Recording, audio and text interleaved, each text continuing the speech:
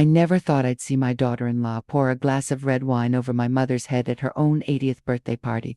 The ruby liquid dripped down Mom's silver hair, staining her cream cashmere sweater, the one I'd saved 3 months to buy her.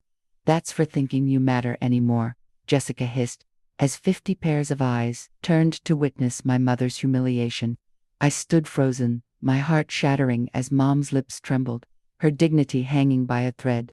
It was only later, when I discovered the bank transfer receipt for $25,000 with my husband Richard's signature on it, that I understood the true depth of betrayal. The payment that had orchestrated my mother's public shame had come from my own joint account. I wasn't always caught between my husband and my mother. Before Jessica entered our lives, Richard and I had been married for 28 happy years. We met at Westlake Community College in 1988. I was studying nursing while working part-time at my parents' hardware store, and Richard was finishing his business degree. He would come in every Thursday to buy one single item, a nail, a washer, anything small, just to talk to me. After 6 weeks, he finally asked me out. "Eleanor," he said, leaning on the counter with that charming half-smile, "I've bought enough random hardware to build a shed I don't need. Would you please have dinner with me before I go broke? I still have that first receipt for a single copper washer that cost 30 cents. I kept it in my wallet until it nearly disintegrated, then carefully preserved it in our wedding album. My mother adored Richard from the start. "That boy looks at you like you hung the moon, Ellie," she told me after their first meeting. She welcomed him into our family with open arms, teaching him my grandmother's secret apple pie recipe, something not even my brother's wives were trusted with. When Dad passed away unexpectedly in 1995, Richard stepped up, helping Mom with house repairs, tax paperwork, and driving her to doctor's appointments when I couldn't due to my hospital shifts. For nearly 3 decades, they shared a beautiful relationship built on mutual respect and genuine affection. Richard would often say, "In this family, we take care of our own," words that would eventually come back to haunt me in ways I couldn't imagine. Our son Michael was born in 1992, bringing even more joy into our lives. Mom was the doting grandmother who babysat while I finished nursing school, who made Halloween costumes by hand, who never missed a baseball game or school concert. Richard's parents had both passed before Michael was born, so Mom was his only grandparent, making their bond especially precious. Our family wasn't wealthy, but we were happy and stable.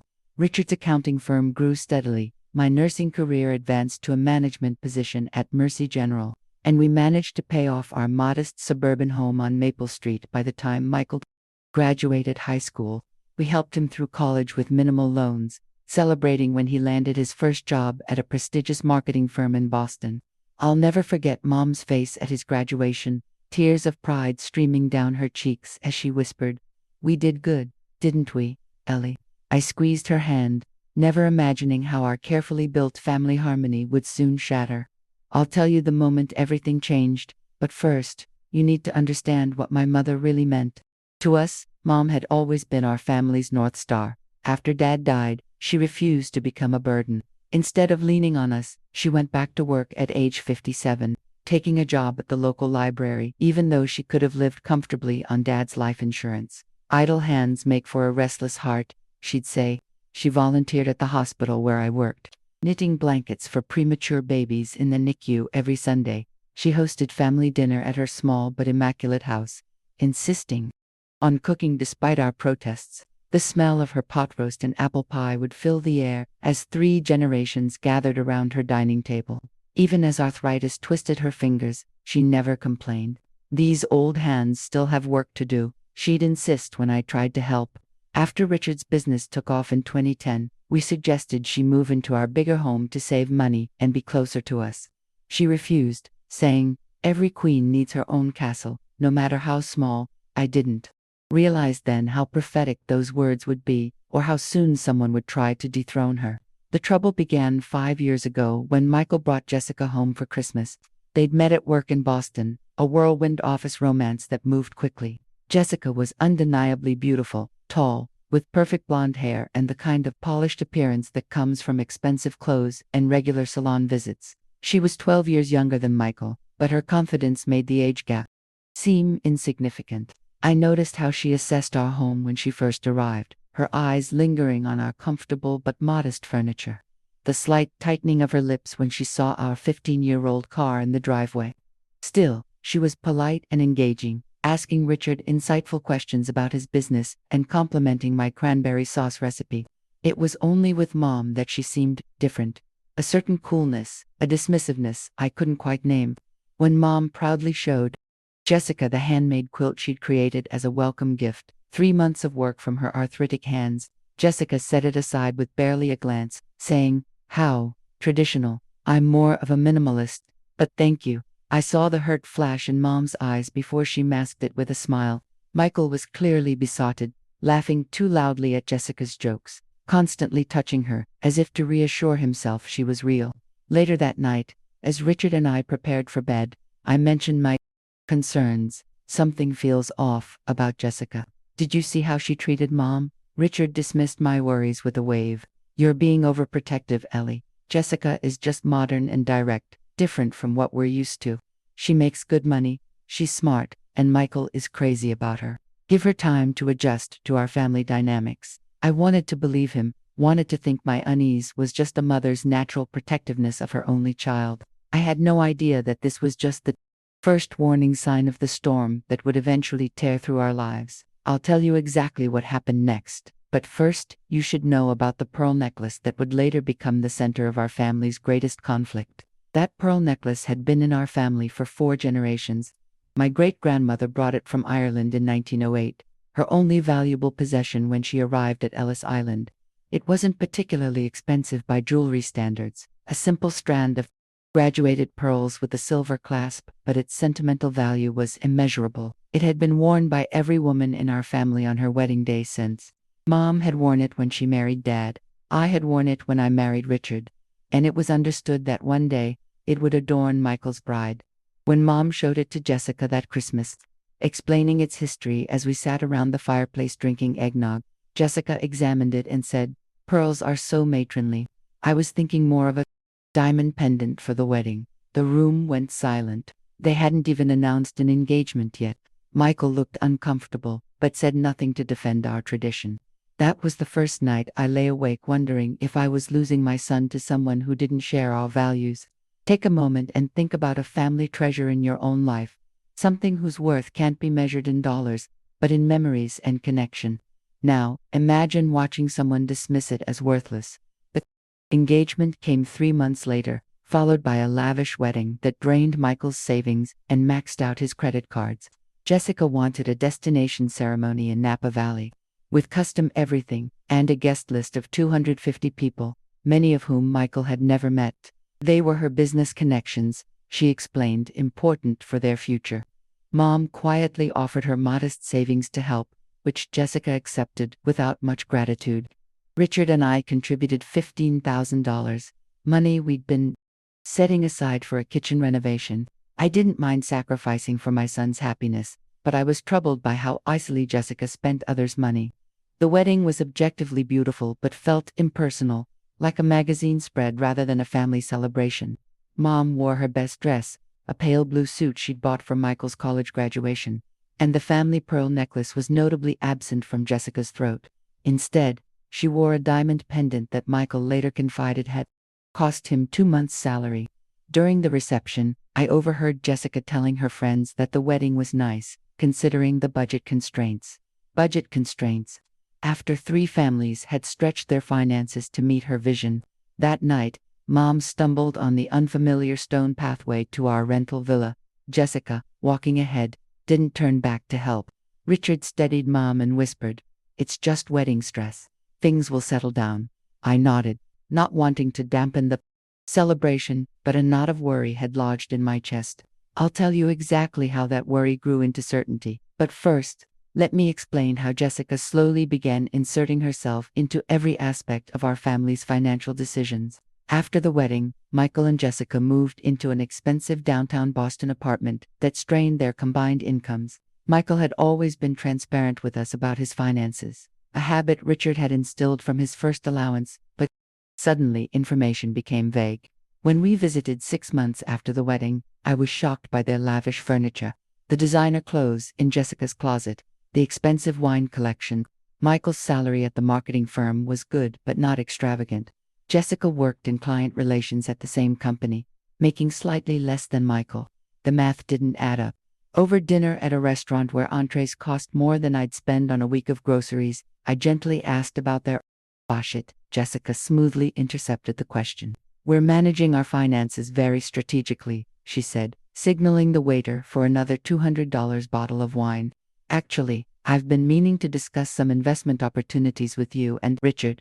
She proceeded to outline a real estate venture that her friend was developing, suggesting we consider investing some of our retirement funds. Richard seemed intrigued, but something in her practiced pitch made me uneasy. Later, I discovered she'd received a $10,000 finder's fee for each investor she brought in. She hadn't mentioned that part to us. Around the same time, Mom's arthritis worsened, making it difficult for her to maintain her little house.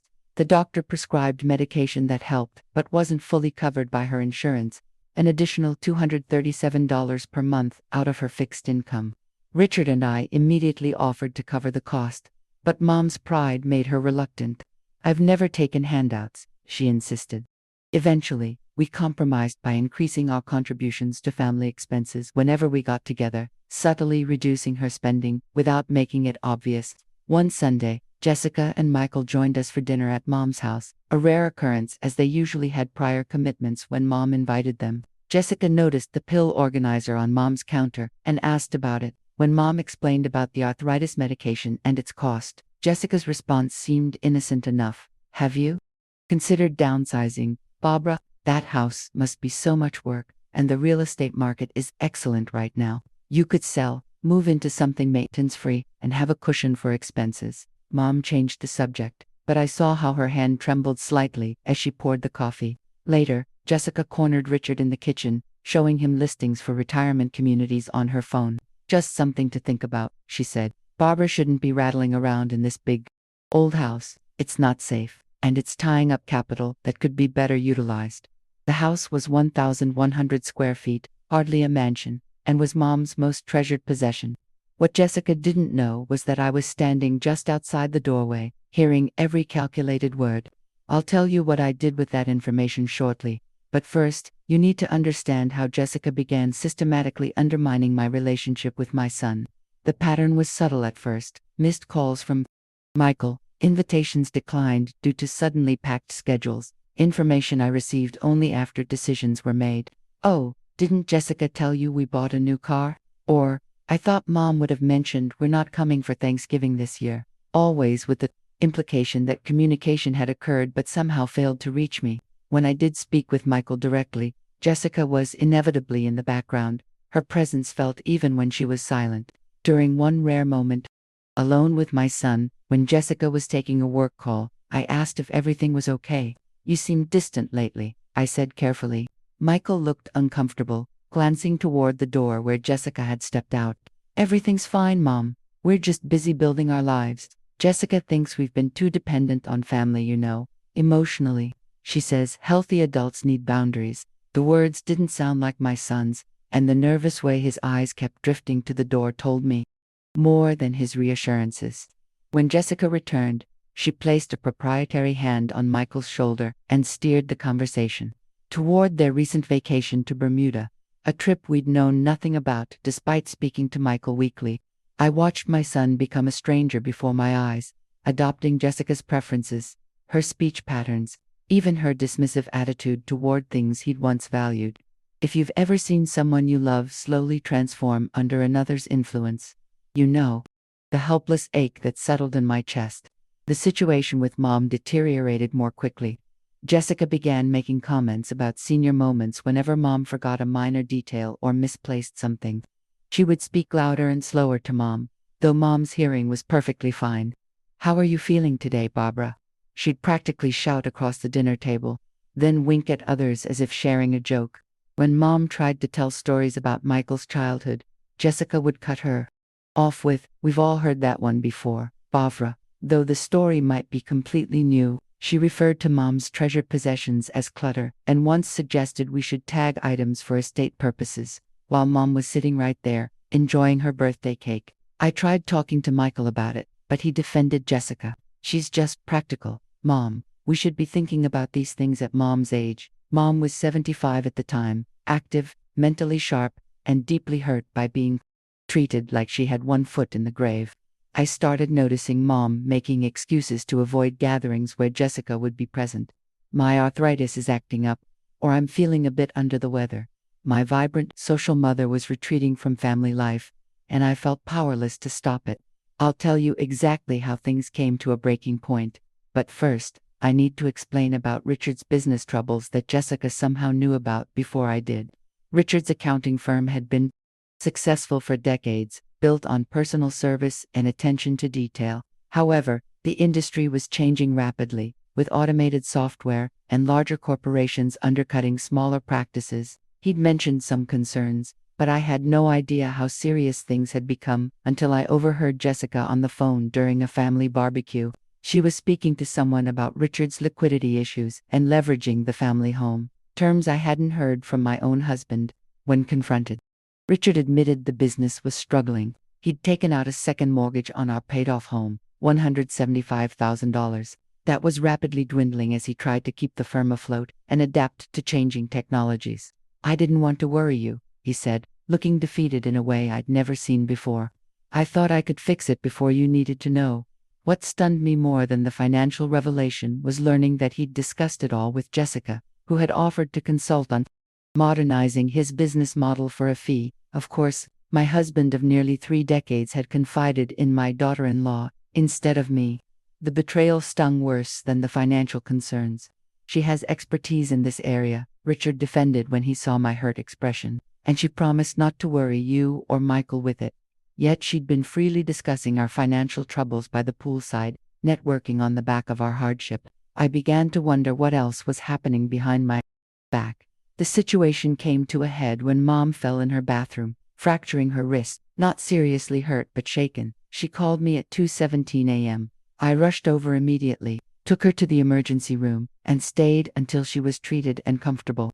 The next morning, exhausted but relieved that Mom was okay, I mentioned the incident to Michael and Jessica during our weekly call. Jessica's response was immediate and calculated. This is exactly what I've been saying.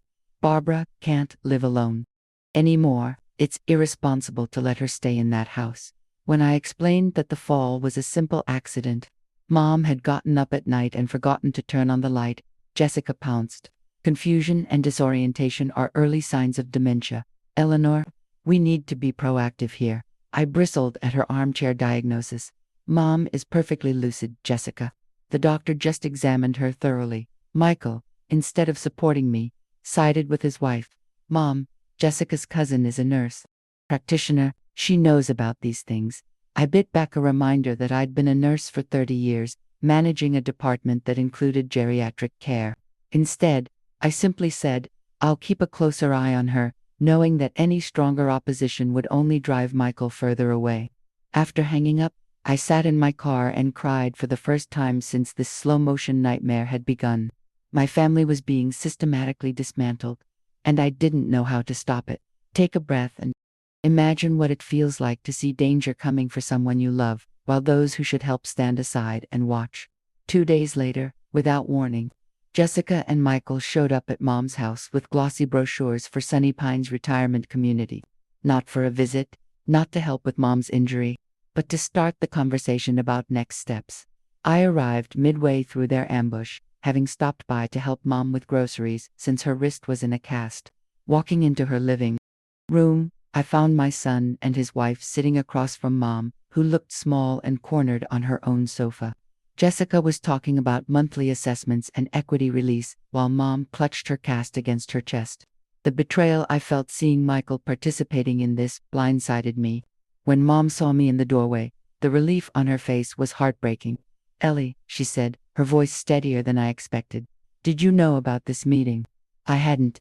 Jessica hadn't bothered to inform me, the person who had been managing Mom's healthcare for years. We thought it would be better without too many opinions muddying the waters, Jessica explained smoothly. Decisions like this get complicated with too many cooks, I managed to keep my voice level as I suggested we postpone the discussion until Mom had recovered from her injury. Jessica's smile remained fixed, but her eyes hardened. Postponing difficult decisions doesn't make them easier, Eleanor. That's how people end up with crisis management instead of proper planning. I could see what was happening with crystal clarity. Jessica wanted Mom's house sold and her independence curtailed, and she was using one minor accident as leverage. What I didn't yet understand was why. I'll tell you exactly what I discovered about Jessica's true motivations. But first, I need to describe the moment I found my first real ally in this silent war. That ally came in the unexpected form of Patricia Winters, Mom's neighbor of 15 years. Patricia was a retired high school principal with a no-nonsense attitude and observant eyes. The day after Jessica and Michael's ambush, Patricia called me. "Eleanor," she said without preamble, "something's not right with those visits your daughter-in-law has been making to your mother's house." I was confused. As far as I knew, Jessica avoided Mom's house whenever possible. Patricia went on to explain that, for the past 2 months, Jessica had been coming to Mom's house on Tuesday afternoons when I was scheduled to work late shifts at the hospital. She would arrive in her expensive SUV, spend approximately 45 minutes inside, and leave looking satisfied. Mom had never mentioned these visits to me. "I thought you should know," Patricia finished. "Barbara seems upset afterward, but she won't tell me what they talk about." I thanked Patricia for the information, my mind racing. That same evening, I gently asked Mom about Jessica's visits. Mom's hands trembled as she folded her dish towel with unnecessary precision. "She's just checking on me," Mom said, not meeting my eyes, "making sure I'm taking my medication properly." The lie was so transparent it hurt. My mother, who had prided herself on honesty her entire life, was afraid to tell me the truth. "Mom," I said, taking her hands in mine, "whatever is happening, you can tell me. We'll face it together." Mom's eyes filled with tears. "She says I'm becoming a burden to you and Richard, that you're too kind to say it, but my medical expenses are straining your finances when you should be preparing for retirement." Her voice broke.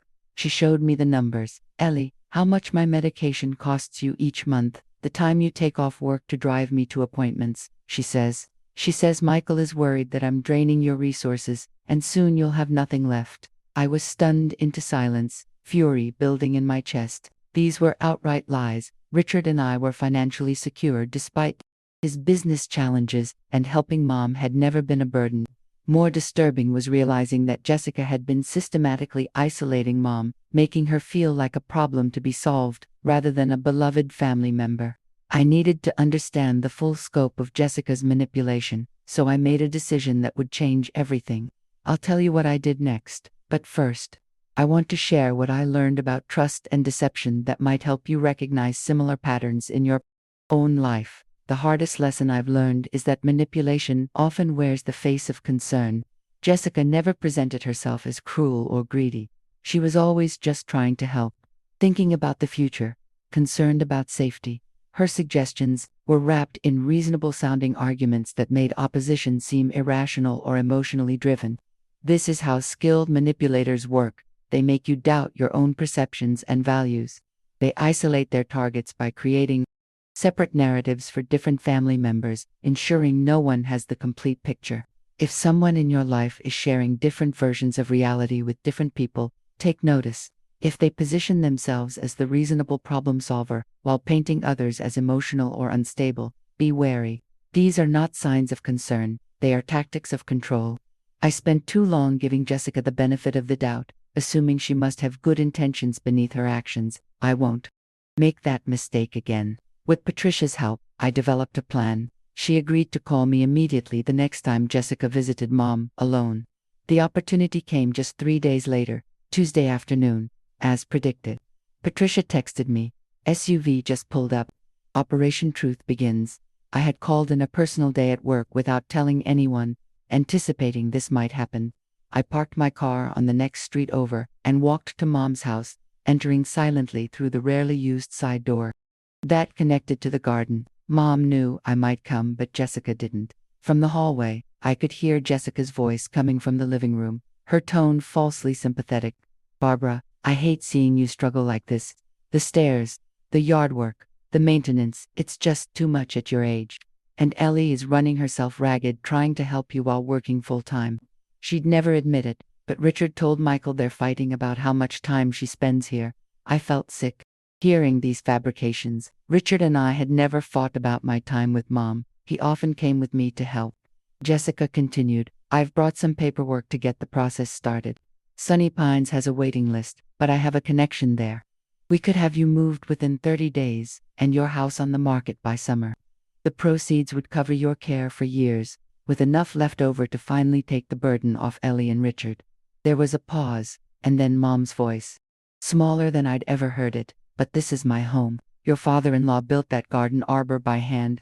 Every corner holds memories. Jessica's sigh was theatrical. Memories don't pay bills, Barbara. And sentimentality is a luxury none of us can afford right now. Did Ellie tell you that she and Richard remortgaged their house? That Richard's business is failing?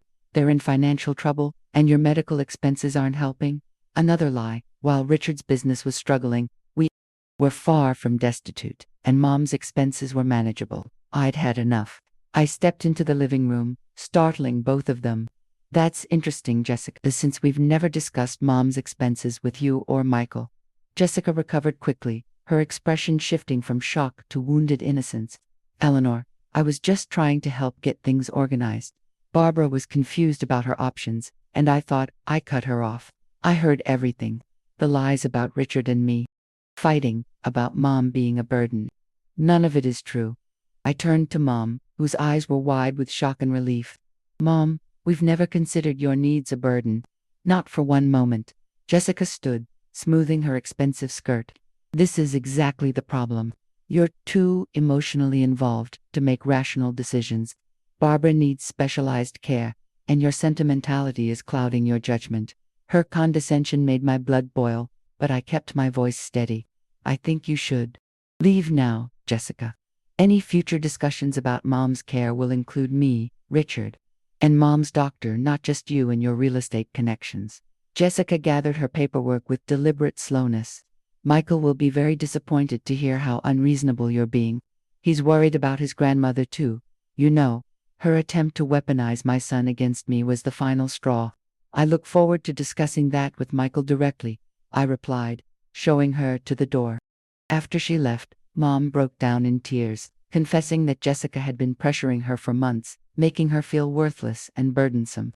I held her as she cried, my resolve hardening. This wasn't just about protecting Mom anymore. It was about exposing Jessica's manipulation before she could do more damage to our family. I'll tell you what evidence I began collecting that day, but first, you need to know about the unexpected ally I found in Richard's office.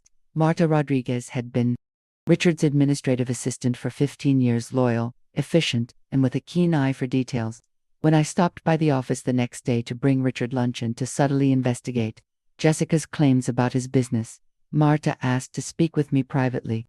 Mrs. Lawson, she said once we were alone in the break room, I don't want to overstep, but something's been bothering me. She explained that Jessica had visited the office multiple times recently, always when Richard was with clients. She would chat with Marta, asking seemingly innocent questions about the business, client retention, and office expenses. She implied she was helping with some family financial planning, Marta said, frowning. But the questions felt invasive. And last week, I returned early from lunch and found her at Mr. Lawson's computer. She said she was leaving him a surprise note, but she closed the screens very quickly when I came in. Marta hesitated, then added, the client database was open, the one with all the financial information and contact details. A chill ran down my spine. Why would Jessica need access to Richard's client information? I thanked Marta for her honesty and asked her to let me know if Jessica visited again. Later that night, I casually asked Richard if Jessica had been consulting on his business. Not officially, he said, distracted by a baseball game on TV. She's offered some marketing suggestions. Why? I mentioned Marta's observation about the computer. Richard frowned. That's odd. I never gave her access to my files. His concern was evident, but he still seemed reluctant to think the worst of Jessica. I'm sure there's an explanation, he said, turning back to the game. I wasn't so sure. I began keeping a detailed journal of every inconsistency, every manipulation I observed or heard about, the dates of Jessica's visits to Mom, the financial misinformation she spread, her attempts to access Richard's business data, piece by piece. I was assembling a picture of calculated deception, but I still didn't understand her endgame. What did Jessica stand to gain from all this manipulation? The answer when it finally came, would shock even my prepared heart. I'll tell you exactly what I discovered, but first, I need to explain the painful conversation I had with my son. I invited Michael to lunch alone, a rare occurrence since his marriage. I chose a quiet cafe near his office, neutral territory where we could talk without interruptions. He seemed nervous when he arrived, checking his phone repeatedly. "Jessica's in meetings all afternoon," he explained, though I hadn't asked. I decided to be direct, but gentle. "Michael, I'm concerned about some things Jessica has been telling Mom, about our finances, about her need to move into assisted living." Michael's expression hardened immediately. "Jessica is just being practical. Mom, Grandma can't live alone forever." I took a deep breath. "The issue isn't about future planning, Michael. It's about Jessica telling Mom that she's a burden to us, that Richard and I are fighting because of her." "None of that is true." Michael shifted uncomfortably.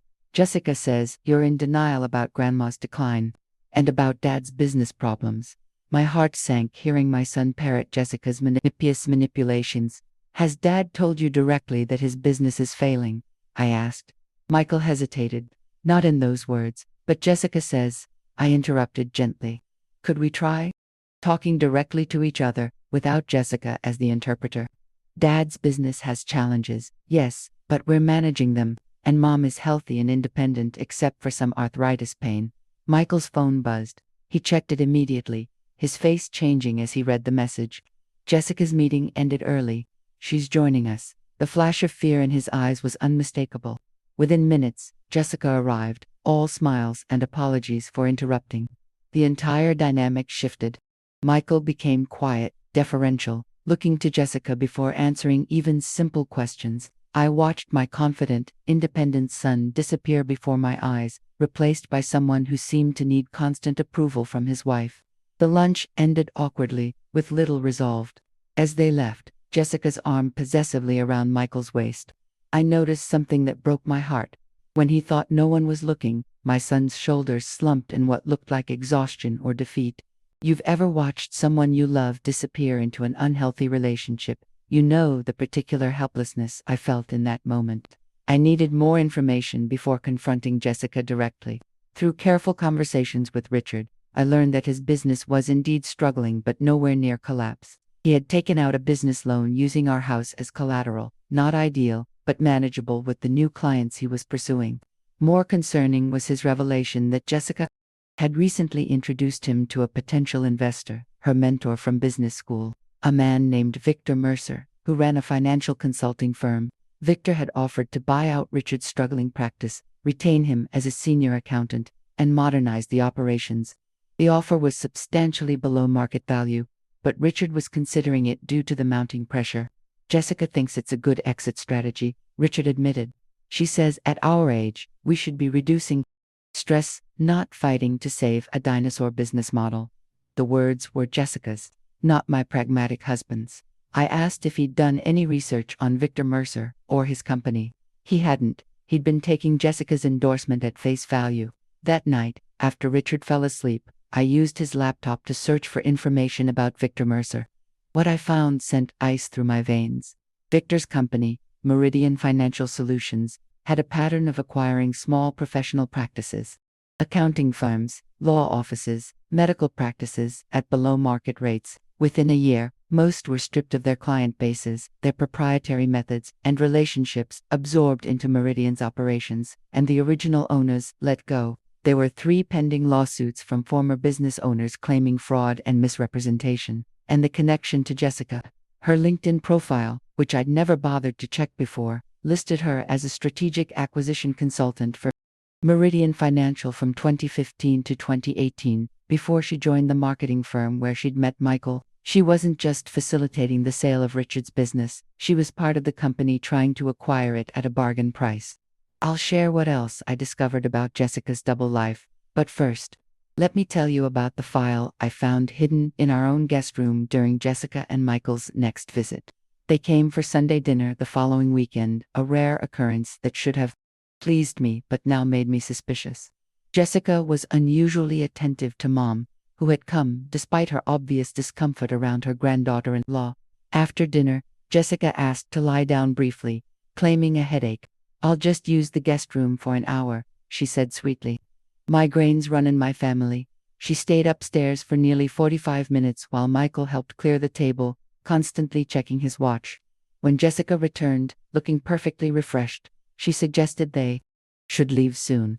After they departed, I went to straighten the guest room and noticed something odd. The corner of my jewelry box drawer was slightly open. I kept only costume jewelry in that box, my few valuable pieces safely in a bank deposit box, but the intrusion bothered me. On instinct, I checked the closet where we stored our important financial documents in a fireproof box. The box appeared untouched, but when I moved some winter blankets on the shelf above, a manila folder fell out. One I'd never seen before. Inside were copies of our mortgage documents, Richard's business loan paperwork, Mom's property deed, and handwritten notes about our assets, income, and expenses. In Jessica's handwriting, she had been collecting financial information about our entire family, not just idle snooping, but systematic research documented with notes like equity potential, $340,000, next to Mom's property details and pension value, $875,000 by Richard's retirement information. My hands shook as I photographed every page before returning the folder exactly where I'd found it. The invasion felt violating, but more than that, it confirmed my worst fears. Jessica wasn't just manipulating our family dynamics, she was targeting our financial resources. But I still didn't have the complete picture of why. If someone you trust is asking unusual questions about your finances or showing unexpected interest in property values and investments, pay attention. These are not casual inquiries, they are reconnaissance. I decided to bring my discoveries to Richard, hoping hard evidence would convince him where my suspicions had failed. I showed him the photographs of Jessica's hidden folder, the information about Victor Mercer's company and its predatory practices, and Jessica's previous employment connection. For the first time, Richard looked truly alarmed. "This can't be right," he said, but I could see doubt creeping into his eyes. "Why would Jessica target our family like this? What does she gain?" It was a question I'd been asking myself. The missing piece came later that week, when Marta called me, her voice tight with urgency. "Mrs. Lawson, Jessica was here again. Mr. Lawson was at the bank, and she said she was dropping off documents for him. After she left, I noticed the Johnson file was missing. Our biggest client, the Johnson account was worth over $1.2 million in annual billing. The cornerstone of Richard's practice. I asked Marta to check the office security cameras, which had been installed after a break-in the previous year. She called back 20 minutes later. The cameras show her taking the file and something else from Mr. Lawson's desk. A small black notebook, Richard's client contact book, the one containing personal information, private phone numbers, and handwritten notes about every major client relationship he'd built over 30 years.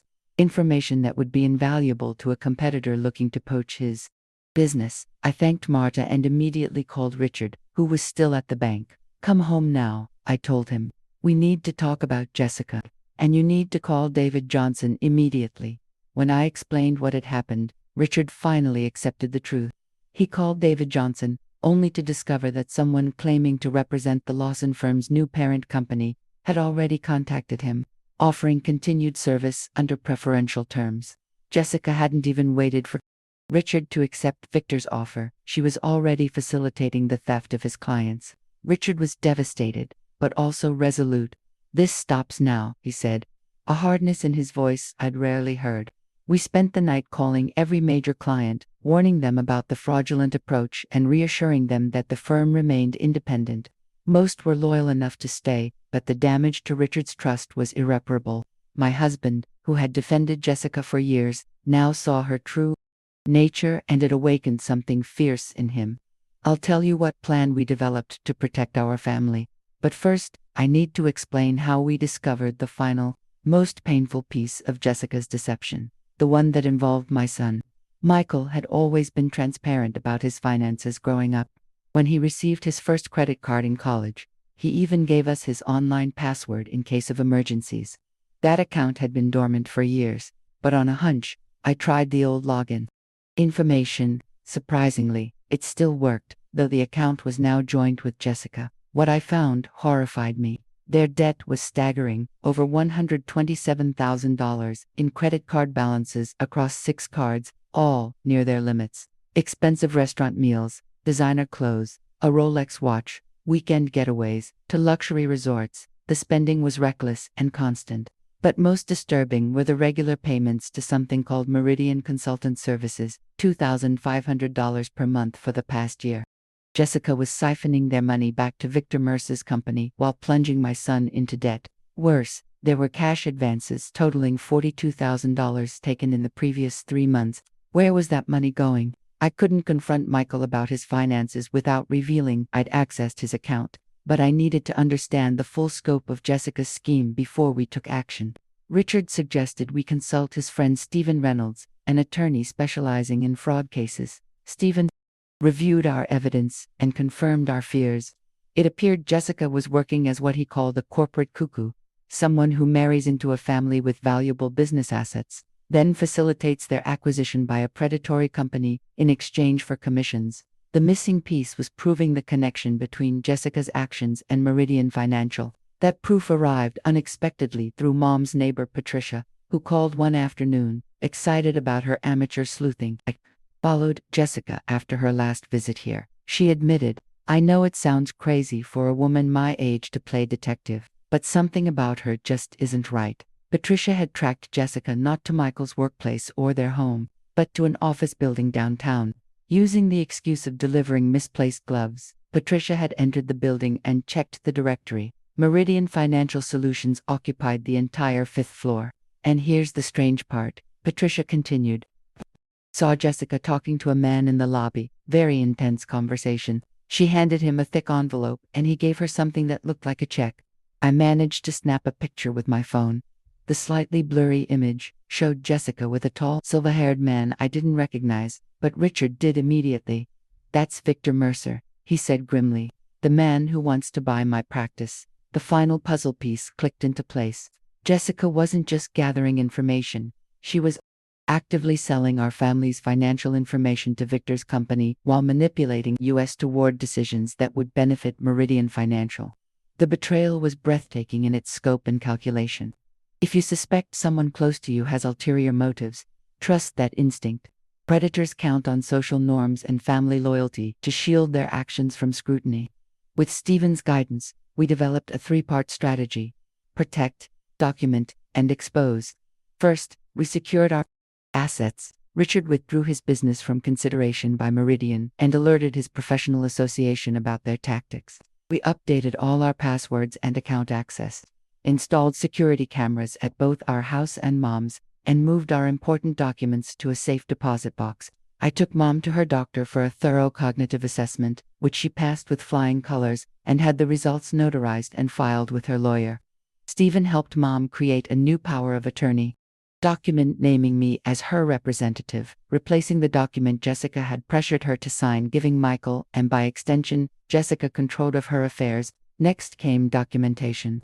We compiled every shred of evidence: Jessica's secret financial dossier on our family, Marta's testimony and security footage showing Jessica stealing client information, Patricia's photographs and observations, the records of Michael and Jessica's finances showing payments to Meridian, and statements from Richard's clients about being approached by Meridian representatives. Stephen assured us the evidence was compelling, but warned that confronting Jessica directly might cause her to cover her tracks or accelerate her plans. The most effective approach, he advised, is controlled exposure in a setting where she can't easily escape or manipulate the narrative.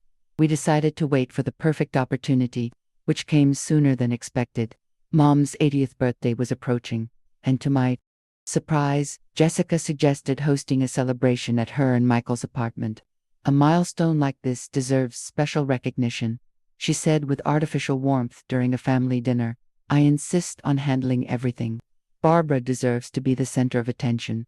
Richard and I exchanged glances, immediately suspicious of this uncharacteristic generosity, but agreed. The gathering would provide exactly the controlled environment we needed for our confrontation. What we didn't anticipate was how dramatically Jessica would self-destruct before we could even present our evidence. I'll tell you what happened at that fateful birthday party, but first, let me share what we discovered about Michael's involvement in this scheme. The hardest question haunting me was whether my son was complicit in Jessica's manipulation. I couldn't believe Michael would knowingly participate in defrauding his family. but his behavior had changed so dramatically under Jessica's influence that doubt crept in.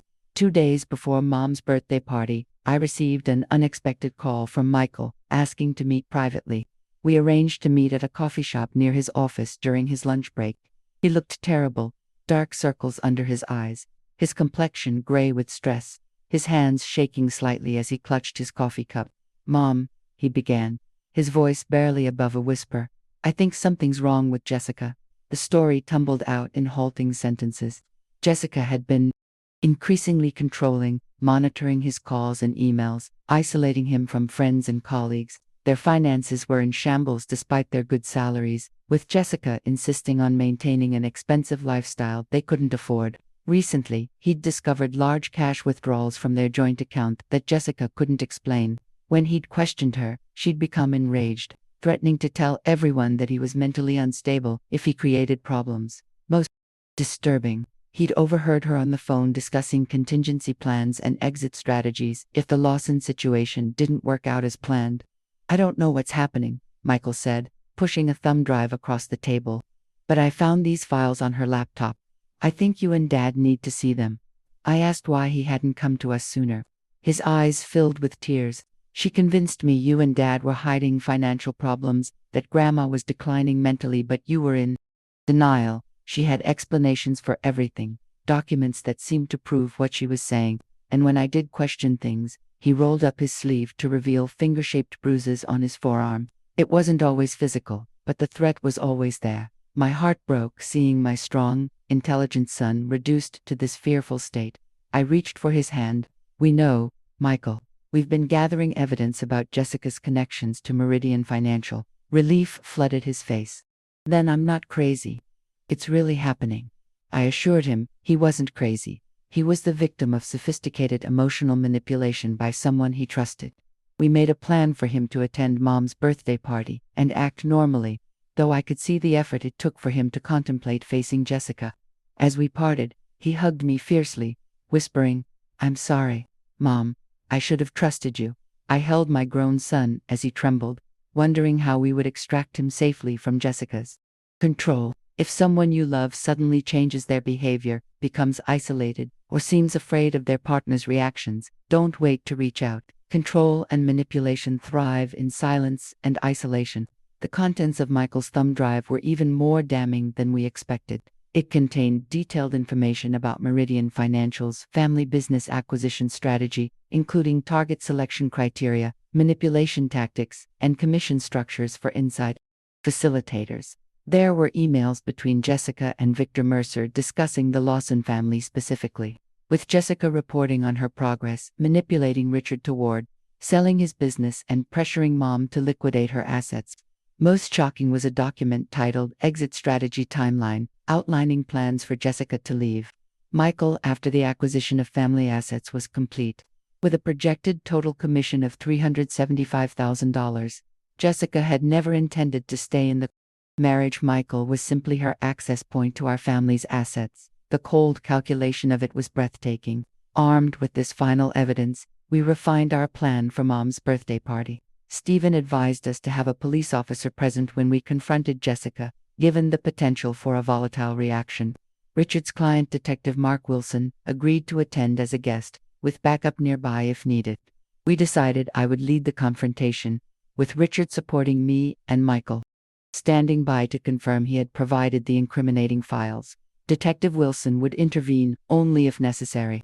We didn't tell Mom the full plan, just enough that she wouldn't be completely shocked when things unfolded. The night before the party, I barely slept, rehearsing what I would say, trying to prepare for Jessica's reaction. Would she deny everything, try to turn Michael against us again, become violent? By morning, I felt strangely calm. After 3 years of watching this woman manipulate and harm my family, I was ready to reclaim our truth.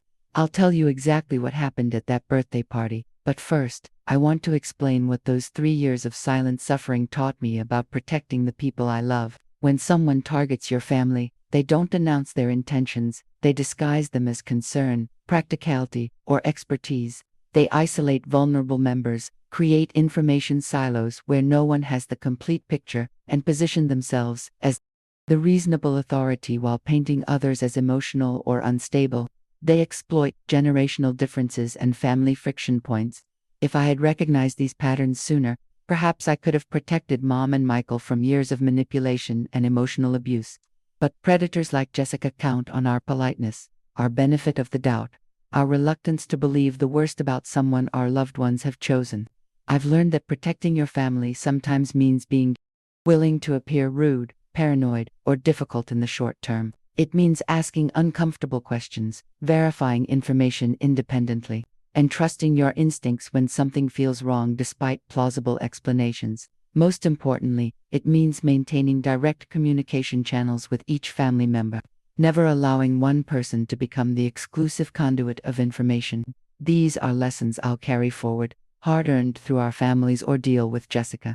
Sharing them helps even one person recognize and resist similar manipulation. Our suffering will have served some purpose beyond our own healing.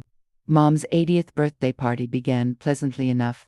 Jessica had decorated her and Michael's apartment with tasteful floral arrangements and photographs of Mom throughout her life, a surprisingly thoughtful touch that momentarily made me question our plan. About 20 guests attended, close family, Mom's friends from the library, a few neighbors, including Patricia, Richard's colleague Marta, and Detective Wilson posing as Richard's golf friend. Jessica played the perfect hostess, making introductions, keeping glasses filled, positioning Mom in a comfortable chair she called the throne of honor. Michael moved through the party like a ghost, his smile never reaching his eyes, carefully maintaining distance from Jessica. The confrontation wasn't planned until after cake, but Jessica accelerated our timeline with her own actions. As Mom opened her gifts, Jessica announced she had a special presentation. She connected her laptop to the television, explaining, "I've put together a little video tribute to Barbara's life." What appeared on screen, however, wasn't a tribute, but a series of surreptitiously taken photos of Mom's house, close-ups of peeling paint, a loose porch step, water stains on the ceiling. Jessica narrated with false concern, "As we celebrate Mom's 80th year, we need to seriously discuss her living situation.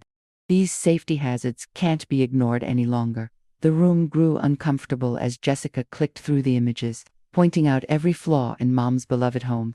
"This is why Michael and I have taken the initiative to secure Barbara a spot at Sunny Pines Retirement Community. We've already begun the application process using the power of attorney Barbara signed last month." Mom's face crumpled in confusion.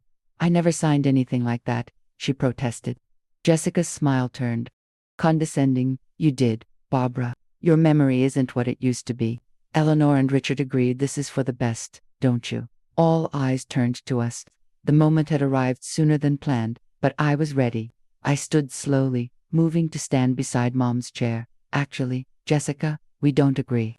And Mom's memory is perfectly fine. Her doctor confirmed it just last week." I nodded to Richard, who connected Michael's thumb drive to the laptop, bypassing Jessica's presentation.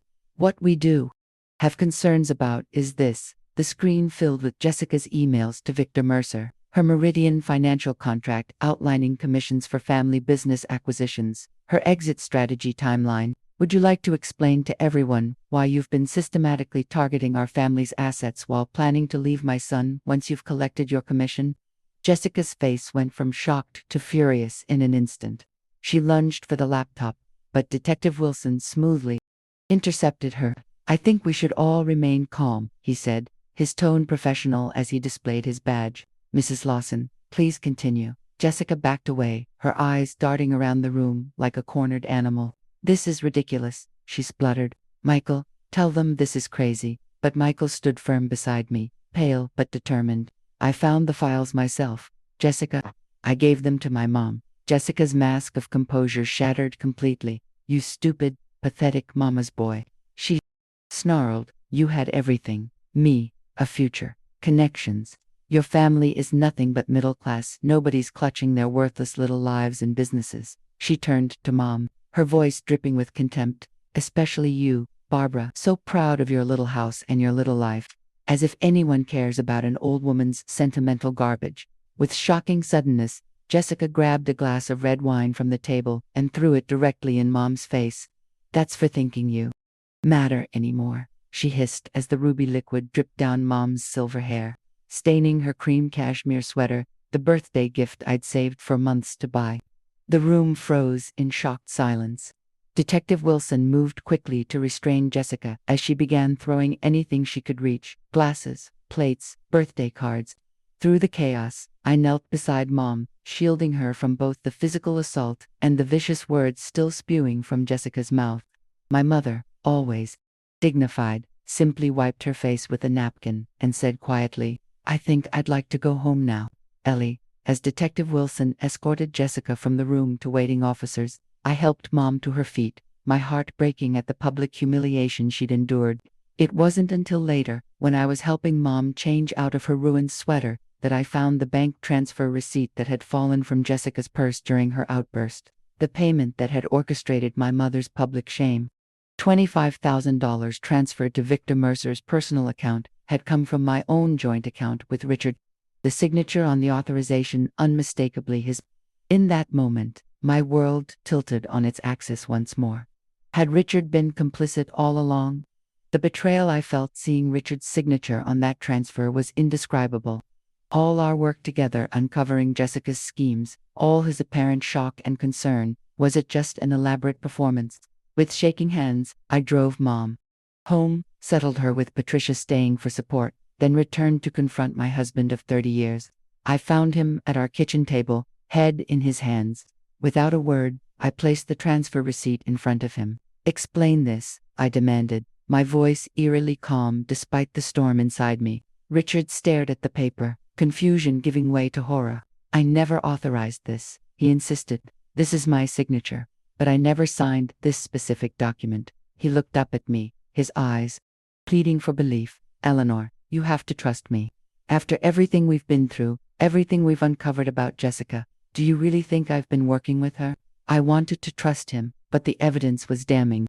"Then how do you explain this?" I asked. Richard ran his hands through his hair, thinking hard.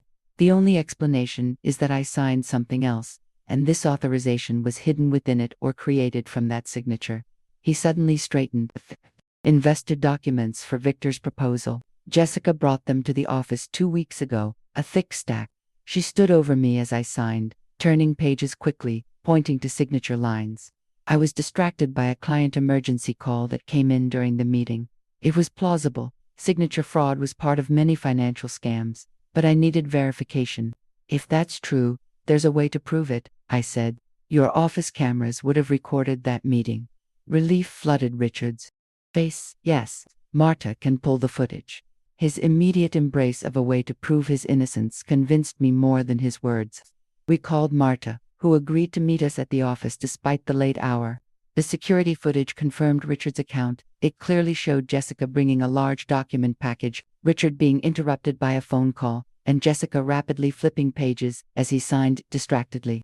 More damning, additional footage showed Jessica returning to the office the next day while Richard was out and accessing his computer again. Marta pulled the system logs, which showed printing activity from Richard's terminal, likely the fraudulent transfer authorization, created using a legitimate signature from the previous day's documents. The relief I felt was overwhelming. Richard pulled me into a fierce embrace.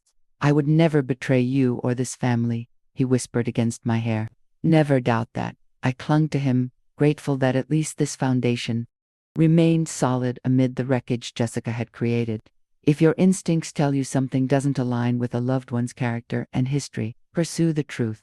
People who have earned your trust over decades deserve the benefit of investigation before condemnation. The aftermath of Jessica's exposure unfolded rapidly. Detective Wilson arrested her at the party on initial charges of theft for the client files she'd stolen from Richard's office. As the investigation deepened, additional charges accumulated: fraud, identity theft, elder abuse, domestic abuse, and conspiracy. The evidence we had gathered, combined with the files from Michael's thumb drive and testimony from Victor Mercer, who quickly turned on Jessica to save himself, built an overwhelming case. Jessica accepted a plea deal: 5 years in prison, restitution to all victims, and a permanent restraining order prohibiting any contact with our family. Victor Mercer faced his own legal consequences, with his company placed under investigation and multiple lawsuits from other victimized families coming forward after our case made local news. Richard's business suffered temporary damage from the attempted client theft. But the publicity surrounding the case actually brought new clients seeking an accountant they could trust. Mom decided to stay in her beloved home, but accepted our help installing safety features, bathroom grab bars, improved lighting, a medical alert system that allowed her to maintain her independence while addressing legitimate concerns. Most importantly, we focused on healing Michael, who carried deep shame and trauma from his relationship with Jessica. We found him an excellent therapist specializing in recovery from psychological manipulation and abuse. The process was slow, with painful setbacks, but gradually our son returned to us, more cautious, perhaps, but also more self-aware and resilient. The hardest moment came when he discovered Jessica had been communicating with her previous boyfriend throughout their marriage, planning their reunion after she collected her Meridian commission. Everything was a lie, Michael said during a particularly difficult therapy session I attended with him. Every kiss, every promise, every moment I thought was special. The therapist gently guided him toward a crucial realization. Jessica's capacity for deception reflected her deficiencies, not his worthiness of authentic love. If someone you know has survived a relationship with a manipulative partner, understand that their recovery isn't linear. Support means offering consistency, refusing to indulge shame spirals, and gently reflecting back their inherent value beyond the relationship that wounded them. We established new family traditions in the months following Jessica's arrest.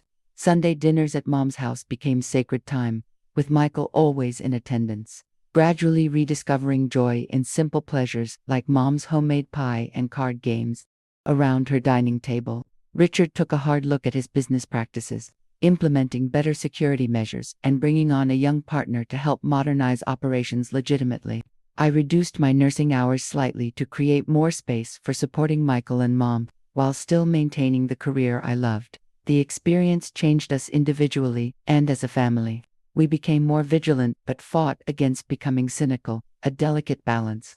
We learned to verify important information while still extending trust to those who earned it. We created clear financial boundaries and power of attorney documents for every family member, with multiple trusted people serving as checks and balances. Perhaps most importantly, we developed a practice of radical transparency, with regular family meetings where concerns could be voiced without fear of judgment. No topic was off-limits. Money troubles, health worries, relationship challenges, breaking the silence that Jessica had exploited so effectively. If there's a silver lining to the trauma we endured, it's this: we emerged with a deeper appreciation for authentic connection and a stronger commitment to protecting the vulnerable among us. Our family bonds, tested by fire, emerged not just intact but reinforced.